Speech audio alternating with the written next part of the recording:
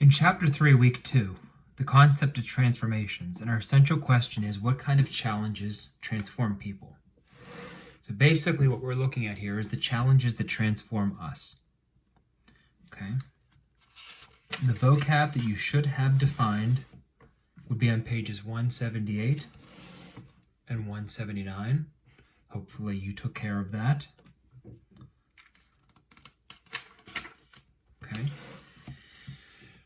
The vocabulary story is realistic fiction facing the storm. The essential questions: what kind of challenges transform people? You're going to read about how a severe weather threat transforms a shy and timid girl. So we've got Isabel Marino, who's kind of starting to flourish in a tough situation. Okay. But most specifically, the things I want to go over with you. First of all, we know that the first page after the story is always the comprehension strategy. In this case, making predictions. When you're reading realistic fiction, use what you know about the way the characters act to predict what they're going to do next. If somebody is showing acts of bravery, you would predict that they're going to maybe show more bravery as the story goes along. If someone acts like a coward, you might predict cowardly actions in the future. Okay? Next, every story, every poem, every play has a theme. The theme is the most important message that's in the passage. In this case, to identify a story's theme, use what you learn about the characters and events in the plot to consider what the message idea the author is trying to convey to you. Oftentimes, the authors use a central plot event to focus the reader's attention on a message. In this case, the singular plot event would be the storm.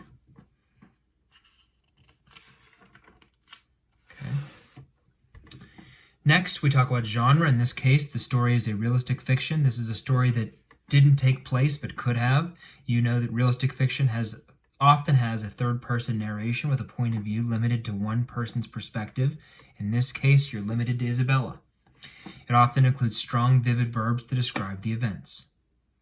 And finally, when you're reading through, you're going to come across words that you don't know. These are called paragraph clues or context clues.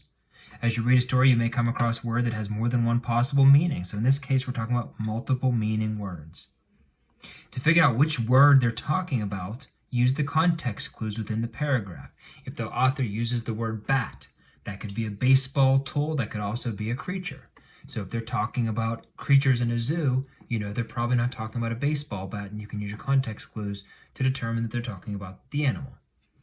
Okay? All right, do me a favor and read through all of those pages together and go over that information, and we will try to discuss this further on as we come to our test at the end of the week. Please let me know, as always, if you have any questions. Thanks.